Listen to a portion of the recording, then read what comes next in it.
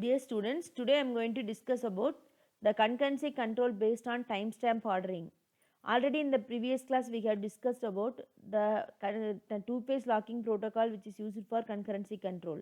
This is one of the technique. Another technique now we are using is timestamp ordering. So in the timestamps, first we should define what is meant by timestamp. Timestamp is a unique identifier created by the DBMS to identify the transaction. So assigned, but how that will be assigned means it will be assigned in the order in which the transactions are submitted. That it contains the transaction start time.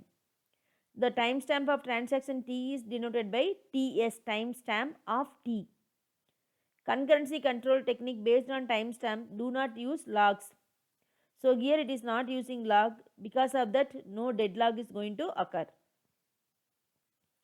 So how that timestamps are generated means, so counter incremented each time its interval is assigned to a transaction. Current date or time value of the system clock should be maintained over the ensured no two timestamps are generated during the same time period. Same tick of the clock. That is a main thing. So here the what is the main approach we are using means, enforce equivalent serial order of the transaction based on their timestamps, because serial order transaction only it will give the correct output. So here instead of logs, the what about following the system keeps track two values of each data item x. Read TS of x mean timestamp of x. The largest timestamp among all the timestamps of transaction that have successfully read item x, that meaning write underscore timestamp of x, the largest timestamp among all the timestamp of transaction that have successfully written x. Okay, that is read x, this is written x. For here, what is the how it will be performed means, when a corresponding transaction T requests to read or write an item x, the TS of T, that is timestamp of T, is compared with the read TS of x and write TS of x to determine if request is out of order or it will be granted. So okay, so here that is a timestamp ordering technique.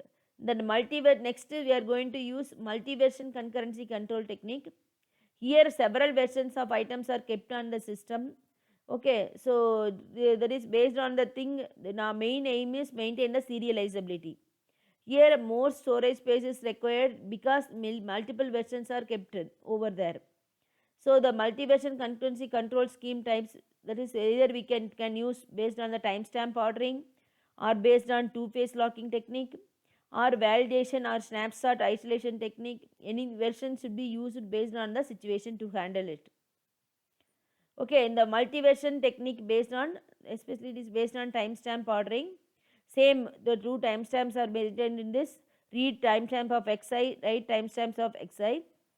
So using that multiversion two-phase locking uses read and write, and accordingly it will come. And three locking modes should be used along with the certify locks.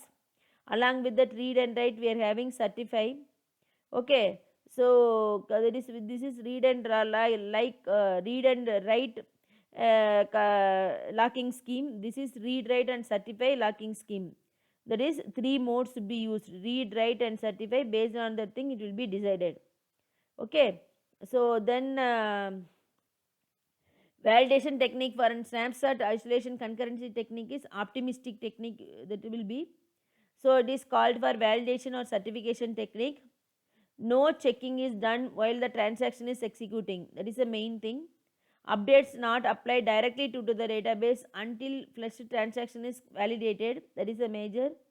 Validation phase checks whether any transaction update violates serializability, because main aim is maintain the serializability in the transaction.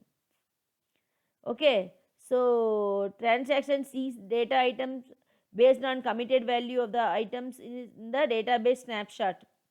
So does not see updates that occur after transaction starts. Okay, so read operations do not require read logs, but write operations require write logs. Read operation no, so can read the value but it won't affect the database, no, so no need for that. Temporary versions store keeps track of older versions of updated items. Okay, so that's all about this I mean concurrency control using timestamp ordering. Here not only we have discussed timestamp ordering, we have used multiversion as a technique. So multiversion technique, any technique we can use, but only thing is we have to maintain the serializability.